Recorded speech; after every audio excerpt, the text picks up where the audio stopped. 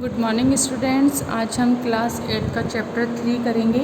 इसकी एक्सरसाइज 3.1 करेंगे, बट उससे पहले हम उसका इंट्रोडक्शन पढ़ेंगे। तो क्वेश्चन बाद में करने से पहले अब देखो चैप्टर 3 अपना क्या है, अंडरस्टैंडिंग कोऑर्डिनेटर्स, यानी हमें क्या करना है, कोऑर्डिनेटर्स के बारे में पढ़ना है। कोऑर्डिनेटर्स क्या होते हैं, कैसे होते हैं। तो इसके लिए सबसे पहले एक देखो आपको ये चीज़ याद होना चाहिए, a polygon is a simple closed figure made up only a line segment. यानी अब आपको क्या करना है कि अगर आपको कोई भी पॉलीगॉन बोलते हैं कि पॉलीगॉन बनाना है, तो पॉलीगॉन हमेशा कैसे बनेगा कि लाइन सेगमेंट से बनेगा। देखिए पॉलीगॉन है, अगर आपको बोलें पॉलीगॉन, पॉलीगॉन क्या होता है, मोर देन 3 साइड।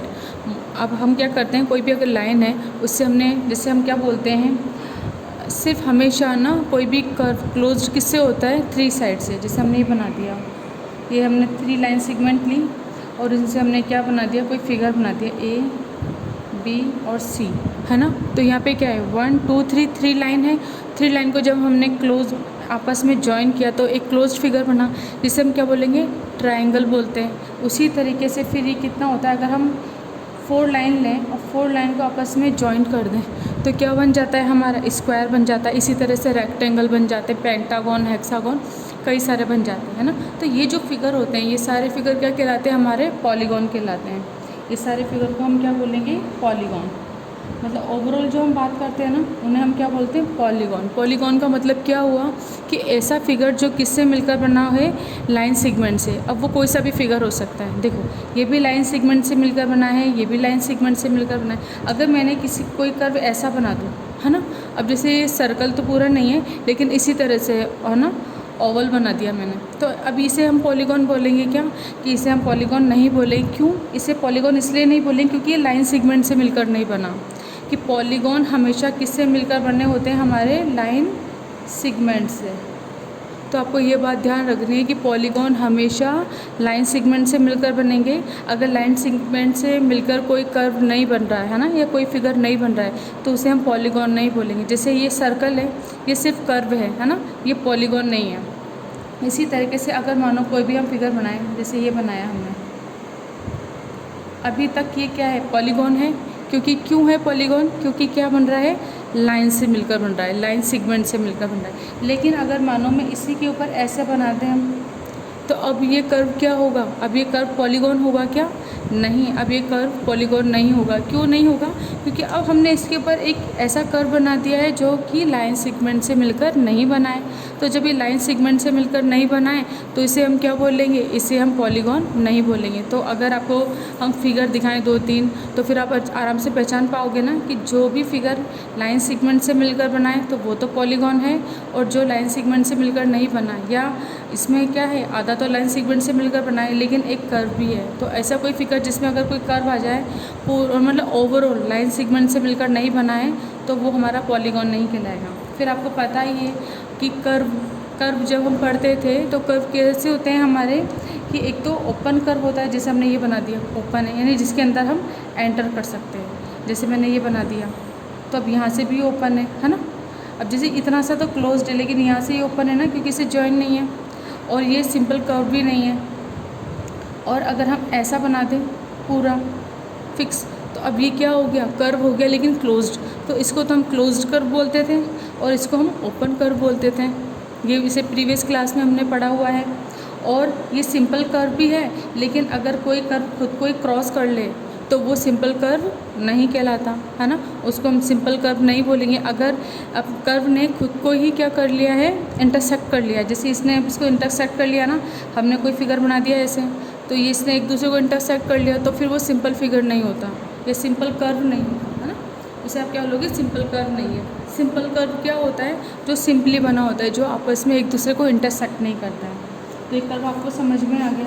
अब इसके बाद अगर हम आपसे पूछें पॉलीगॉन के बारे में, जैसे देखो अभी अपन थोड़ा सा प्रीवियस का भी पढ़ते हैं, है ना। अब जैसे ये क्वेश्चन है, अब यहाँ पर आपको देख रहे हैं कि ओपन और क्लोज्ड कर्व बताना है ना, और सिंपल क्लोज्ड कर्व बनाना। तो देखो ये भी क्या है, क्लोज्ड है, सिंपल क्लोज्ड है, फिर ये ओपन आ गया अपना, ये क्या आ गया, क्लोज्ड आ गया। और सिंपल क्लोज्ड है क्या, ये नहीं है, क्योंकि इसने क्या कर दिया, एक दूसरा क्लोज कर दिया। इसमें भी क्या करा, ये भी कौन सा है, सिंपल क्लोज्ड कर्व नहीं है, ओपन है यहाँ से। ये क्या है, बिल्कुल रेगुलर सा है ना, ये क्लोज्ड है, और ये भी हमारा क्या है, क्लोज्ड है। अब इसकी बात करें अगर हम पॉलीगॉन की, तो जैसे मैंने बोला जो भी लाइन सेगमेंट से मिलकर बना है, तो देखो ये लाइन सेगमेंट से मिलकर बना है तो ये क्या हो जाएगा, पॉलीगॉन। इसको भी हम क्या कह देंगे कि ये भी हमारा किससे मिलकर बना है, लाइन सेगमेंट से, ये भी पॉलीगॉन है, ये भी हमारा पॉलीगॉन है। लेकिन अब अगर हम इसकी बात करें तो देखो यहाँ तक तो लाइन सेगमेंट है, बट यहाँ ओवरऑल ये हमने क्या बना दिया, कर्व बना दिया ना, तो ये क्या पॉलीगॉन कहलाएगा क्या, अब ओवरऑल नहीं कहलाएगा, तो ये हमारा पॉलीगॉन नहीं होगा। इसके बाद आपको पता है ये कोई भी फिगर है, इसके एक्सटीरियर रीजन क्या होता है, इसका बाहर का जो रीजन होता है किसी भी कर्व का एक्सटीरियर है।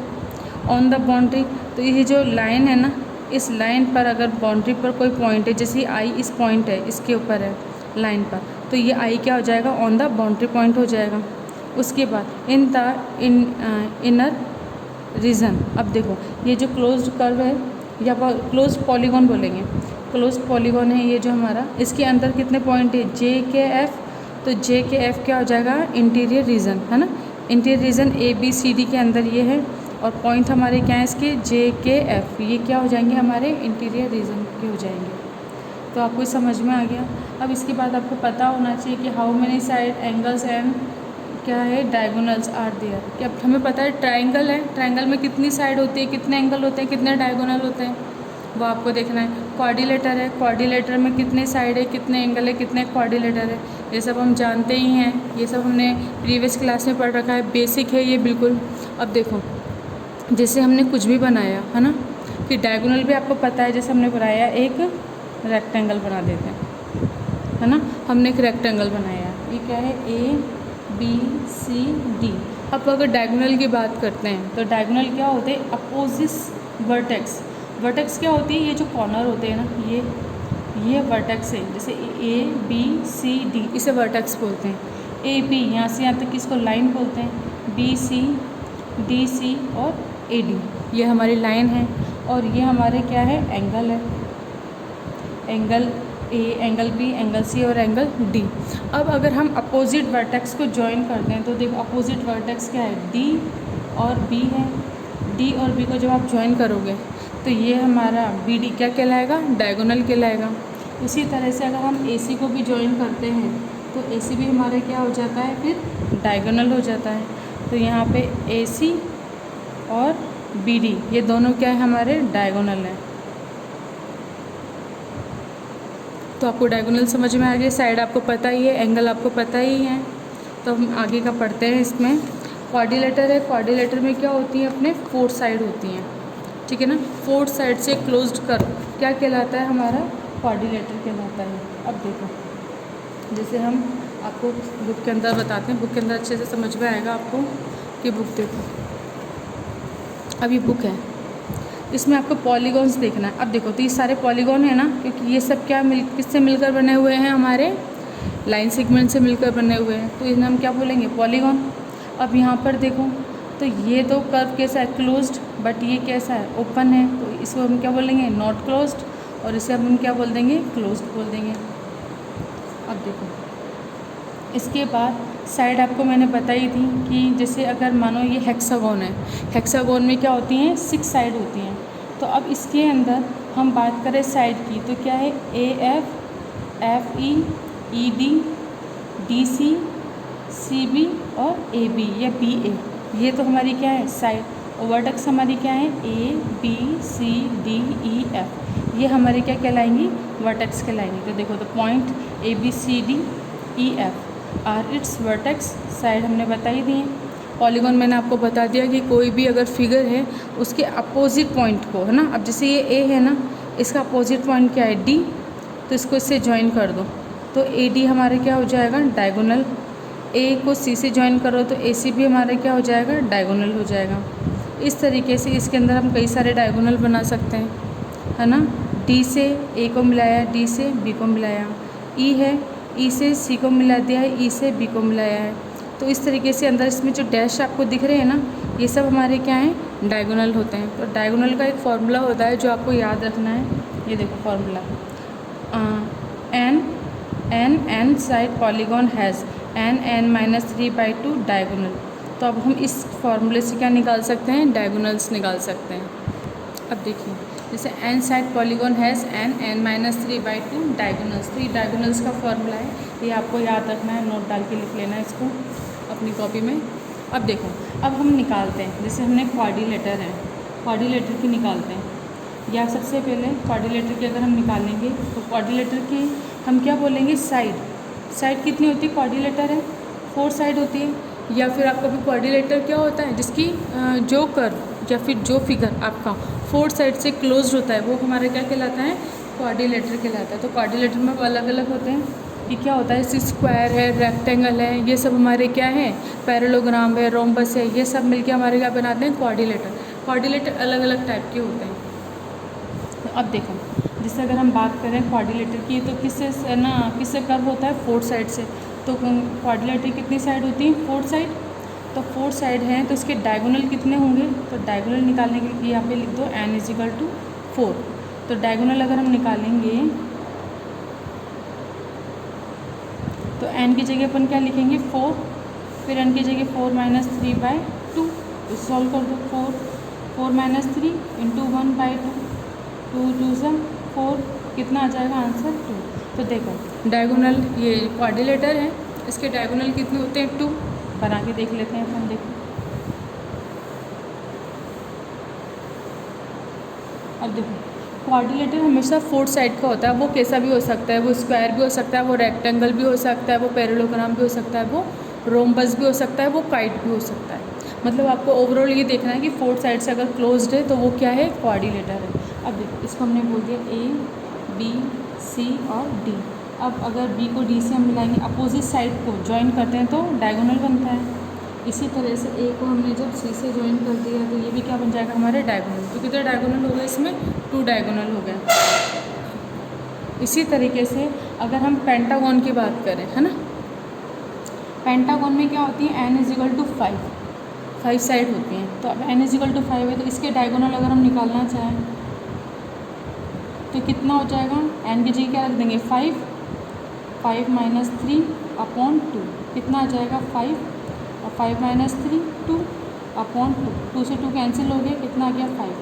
तो पेंटागन के कितने हो जाएंगे, हमारे 5 डायगोनल्स हो जाएंगे। तो इस तरीके से आप पेंटागन, हेक्सागन, नोनागन, ऑक्टागन, डेकागन, या आप अगर 7 है तो सेप्टागन, है ना, किसी के भी डायगोनल निकाल सकते हैं। तो सबसे पहले आप ये देखो एक चीज़, जैसे इस वीडियो में ये सब नहीं देखना है आपको, है ना, सिर्फ ये चीज़ देखनी है कि देखो, अगर जब हमारे पास नंबर ऑफ साइड 3 होती हैं तो उसे हम क्या बोलते हैं, ट्रायंगल। अगर हमारी नंबर ऑफ साइड 4 हैं तो उसे हम क्या बोलेंगे, क्वाड्रिलेटर। अगर नंबर ऑफ साइड 5 हैं तो हम क्या बोलेंगे, पेंटागन। नंबर साइड अगर 6 हैं तो हेक्सागन बोलते हैं। नंबर साइड अगर 7 हैं तो उसे अपन हेप्टागन और सेप्टागन कुछ भी बोल सकते हैं, या तो आप हेप्टागन बोलो या तो आप सेप्टागन बोलो। इसके बाद देखो, अगर आपके पास नंबर ऑफ साइड 8 हैं तो उसे हम क्या बोलेंगे, ऑक्टागन बोलेंगे। और अगर नंबर ऑफ साइड 9 है तो नोनागन, है ना, और अगर 10 है तो डेकागन बोलेंगे। तो ये आपको याद होने चाहिए कि अगर साइड है, जितनी साइड हैं उनके क्या नाम होते हैं पॉलीगॉन्स के। 5 है तो पेंटागन, ये सब आपको याद होने चाहिए, अच्छे से इनको लर्न कीजिएगा आप। इसके बाद देखो, इधर रेगुलर पॉलीगॉन और इधर इर्रेगुलर पॉलीगॉन। तो रेगुलर और इर्रेगुलर क्या होता है, रेगुलर पॉलीगॉन में तो क्या होते हैं, ईच साइड आर इक्वल। अगर ये इसके ट्राइंगल की 3 साइड हैं तो 3 साइड आर इक्वल। बट देखो अब इधर तो ऑल 3 साइड आर इक्वल हैं, ये इक्वल है। बट इर्रेगुलर पॉलीगॉन में क्या होता है, all side are not equal. It is not necessary all side are equal. जैसे अगर 2 साइड इक्वल है तो थर्ड इक्वल नहीं होगी, है ना। तो देखो ये बिल्कुल अलग है। क्वाड्रिलेटर में 4 साइड हैं, 4 side are all equal. But when हम जब ना मेक अ इर्रेगुलर पॉलीगॉन तो इसमें इट्स नॉट नेसेसरी कि ऑल साइड आर इक्वल। तो देखो अलग है ना। तो बस अब आपको ये समझ में आ जाएगा कि अगर रेगुलर है तो ऑल साइड को इक्वल कर दोगे, और इर्रेगुलर है तो all side are not equal. तो रेगुलर इर्रेगुलर आपको अच्छे से समझ में आ गया। देखिए नेक्स्ट टॉपिक है अपना कॉन्वेक्स एंड कॉनकेव पॉलीगॉन। तो कॉन्वेक्स और कॉनकेव पॉलीगॉन क्या होता है कि आपके पास ऐसा पॉलीगॉन, जैसे हम कोई सा ही पॉलीगॉन बनाते हैं ना, तो हमने जैसे ये मानो ये पॉलीगॉन बनाया, कोई सा ही पॉलीगॉन बनाते हैं, अब ये पॉलीगॉन बना दिया हमने। तो ऐसा पॉलीगॉन जिसमें अगर हम कोई लाइन सेगमेंट लें, तो हमने एक लाइन सेगमेंट ली है, और वो लाइन सेगमेंट उसी पॉलीगॉन के अगर अंदर ही है ना, बाहर की तरफ नहीं जाएगी, तो इस वाले हम इसको पॉलीगॉन को क्या बोलेंगे, कॉन्वेक्स पॉलीगॉन। तो ये कितना हो जाएगा अपना कॉन्वेक्स पॉलीगॉन। देखो इसे सबने क्या बोला, ए बी सी डी ई, और इसे हम बोल देंगे पी और क्यू। तो ए बी सी डी एक पॉलीगॉन है और हमने कोई एक लाइन सेगमेंट ली जो क्या होगा उस पॉलीगॉन के अगर अंदर ही है, तो उसे हम क्या बोलेंगे, कॉन्वेक्स पॉलीगॉन। और इसमें एक नेसेसरी कंडीशन क्या है कि इसकी all side, convex polygon has all angles are less than 180 degree. इनके जितने भी एंगल हैं, सारे एंगल है ना, इससे लेस देन होंगे, all angles are less than 180 degree. तो ये आपको याद होनी चाहिए। इंटीरियर एंगल, वो भी ऐसे नहीं कि आप ये एक्सटीरियर एंगल इसको बोलो। देखो ए बी सी डी से क्लोज्ड है, तो इंटीरियर एंगल यानी ये वाले एंगल, ये सारे हमारे क्या होंगे, 180 से लेस होंगे। अगर ऐसा होता है, ये केस है ना, केस फर्स्ट, कि all angle are less than 180 degree, और इसके साथ ही कि हमने ये जो ये लाइन सेगमेंट है ये इसके अंदर ही है, इनर में ही है ना, तो इसे हम क्या बोलेंगे, कॉन्वेक्स पॉलीगॉन बोलेंगे। लेकिन अब अगर ऐसा पॉलीगॉन हम बनाते हैं, जैसे मानो ये बना दिया, इस तरीके से बना दिया हमने, कुछ भी बना सकते हैं, और हमने ये बना दिया, तो ये कितना हो जाएगा, ए बी सी डी और ई। अब देखो, अब जैसे ये है, अब अगर आप लाइन सेगमेंट लिखते हो तो अगर आप यहाँ रखते हो तो अंदर है, लेकिन अगर वो चीज़ इसी के अंदर मूव करेगी वो यहाँ भी आएगी, और जब अगर लाइन यहाँ आ जाएगी तो क्या है, वो इसके बाहर है। कुछ पार्ट तो अंदर है इसका, बट कुछ पार्ट बाहर भी है ना इस लाइन सेगमेंट का, जैसे इसे हमने बोल दिया पी और क्यू। तो पी क्यू क्या है, इसके अंदर पूरी तरह से कर्व नहीं है। और सेकंड क्या है कि हमारे पास कॉन्वेक्स होने के लिए क्या था कि all angle are is less than 180 degree, but इधर तो देखो ये भी लेस देन 180 डिग्री, ये भी लेस देन 180 डिग्री, ये भी और ये भी।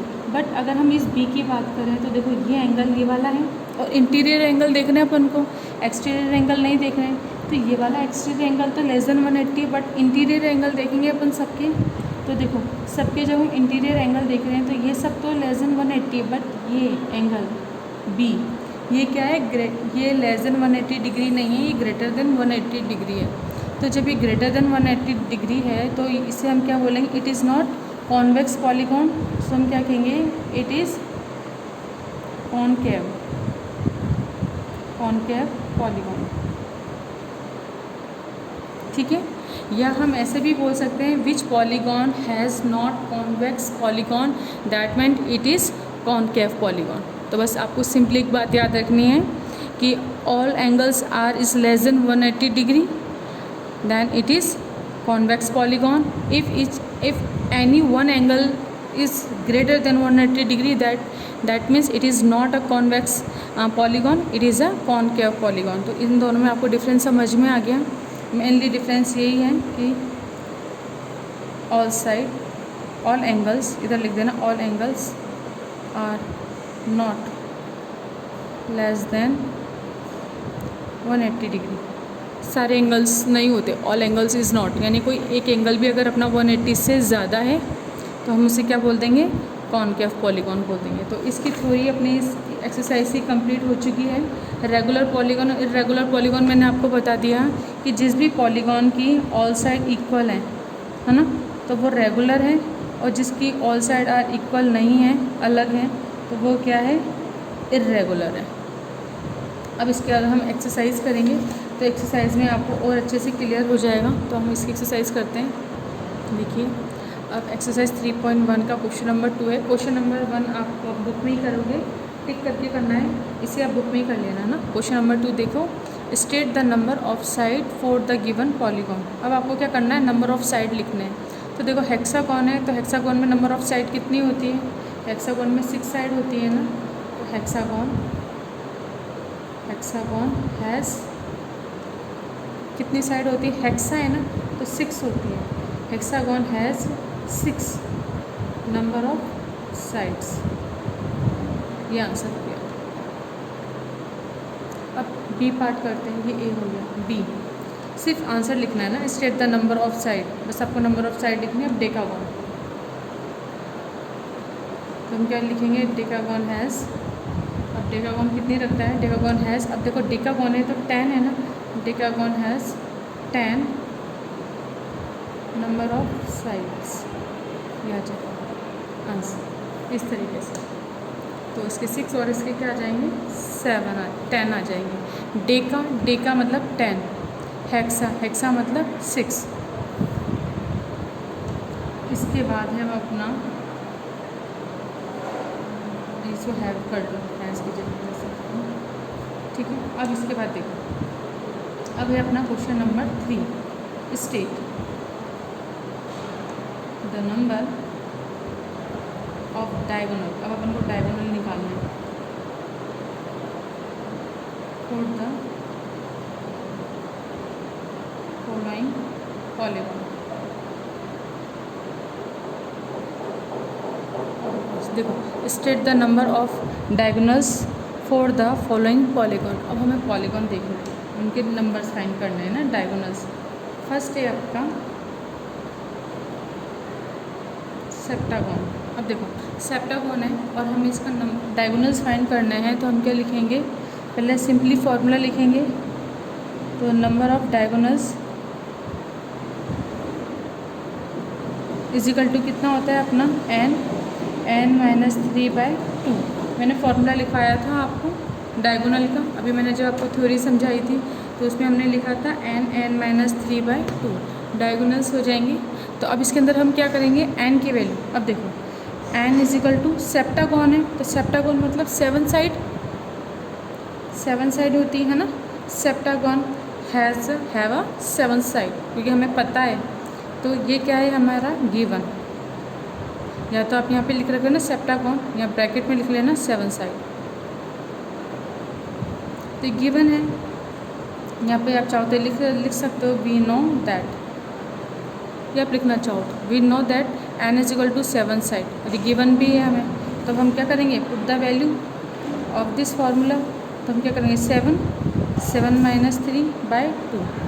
ये 7 इंटू 7 - 3 कितने होते हैं, 4/2, 2 1 जा 2, 2 2 जा 4, 7 2 जा 14, तो 14 साइड आ जाएंगी, साइड्स, ये आंसर है। तो हम क्या लिख देंगे, साइड नहीं डायगोनल है ना, हाँ, तो हम क्या लिख देंगे, सेप्टागोन हैव 14 डायगोनल्स। तो ये कितना आ जाएंगे अपने 14 डायगोनल्स। तो सेप्टागोन, अब इसका क्या आपको फिगर नहीं बनाना कि आप सेप्टागोन को बनाने लग जाओ, है ना, सिर्फ आपको सेप्टागोन में हमें पता है 7 साइड होती हैं, तो इस फॉर्मूले के अंदर आप इस वैल्यू का रख दो कि इसको इक्वेशन 1 डाल दो, है ना, ताकि आपको ईजिली दिख जाए। फिर बस इसमें 7 पुट कर देना, यहाँ पे n की जगह 7 पुट कर दिया, सॉल्व किया, आंसर आ गया अपना 14। तो सेप्टागोन हैव 14 डायगोनल्स। तो इस तरह से हम इस क्वेश्चन को कर लेंगे। तो आपने इसका थर्ड का हमने कर लिया है ए। इस तरह से बी और सी आप कर लोगे, है ना। बी में पेंटागोन है तो 5 लिख देना n की जगह, सी में ऑक्टागोन है तो ऑक्टागोन में हम n की जगह क्या लिख देंगे, 8 लिख देंगे। इसके बाद देखो नेक्स्ट, अब नेक्स्ट क्वेश्चन है अपना क्वेश्चन नंबर 4। इसमें आपको करना है name the regular polygon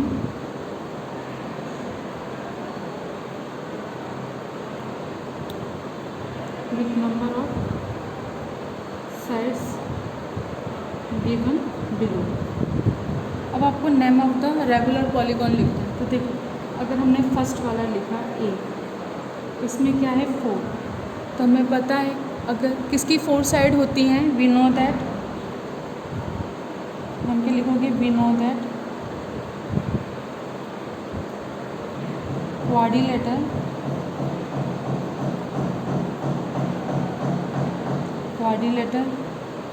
have 4 side, ठीक है। तो हम क्या बोल देंगे रेगुलर पॉलीगॉन के लिए कि इट्स ऑल साइड आर, देखो name the regular polygon with number of sides are given, तो हमने लिख दिया 4।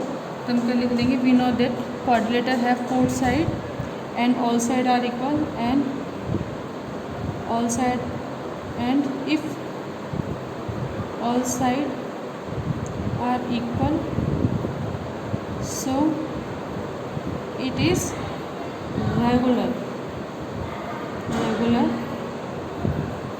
quadrilateral है ना. So it is a regular polygon या it is a regular quadrilateral polygon. इस तरीके से आप लिख दोगे. बस आपको तो नेम लिखना है, तो बेसिस का क्या आ जाएगा, क्वाड्रिलेटर है ना. बाकी आप स्टेटमेंट में इस तरीके से लिख सकते हो. तो क्वेश्चन ए हो गया. अब अगर इसका 7 है तो 7 में रेगुलर पॉलीगॉन क्या आ जाएगा, 7 को जिसकी साइड 7 होती है वो कौन सा पॉलीगॉन होता है, वो होता है अपना हेप्टागोनल पॉलीगॉन. तो इसका आंसर हेप्टा हो जाएगा. 5 साइड है सी का, तो वो क्या हो जाएगा अपना पेंटा हो जाएगा. तो इसे हम क्या बोल देंगे, पेंटा पॉलीगॉन बोल देंगे. अब देखो जैसे हमने लिख दिया ना, लेकिन अब इसके अंदर भी आप ये पूछ सकते हो कि ये जो मैंने क्वाड्रिलेटर लिखा है ना, तो क्वाड्रिलेटर तो बहुत सारे होते हैं हमारे पास. तो जैसे हमने लिख दिया 4 साइड का, तो हमें पहले हमने ये लिख दिया कि वी नो दैट क्वाड्रिलेटर है 4 side. If all side are equal, so it is a regular quadrilateral polygon. या हम इसको क्या बोल सकते हैं, और इट इज़ स्क्वायर. ठीक है ना. अब इट इज़ स्क्वायर मतलब समझ में आया. या तो इतना सब कुछ लिख लो, या अगर आपको ये सब नहीं लिखना है ना, तो आप डायरेक्ट इसका आंसर क्या लिख सकते हो कि देखो 4 साइड है, तो ये तो एक तो हमें ये पता पड़ गया ये क्या है, हमारे पास क्वाड्रिलेटर है. बट अगर क्वाड्रिलेटर है और उसकी क्वाड्रिलेटर में पता है 4 साइड होती हैं, बट रेगुलर होने के लिए क्या चाहिए कि ऑल साइड आर इक्वल. तो हमने लिख दिया ऑल साइड आर इक्वल. तो ऑल साइड इक्वल किसकी होती है, सिर्फ स्क्वायर की होती हैं. तो या तो हम इसका डायरेक्ट लिख सकते हैं कि when the side is 4 and all side are equal, so it is a square.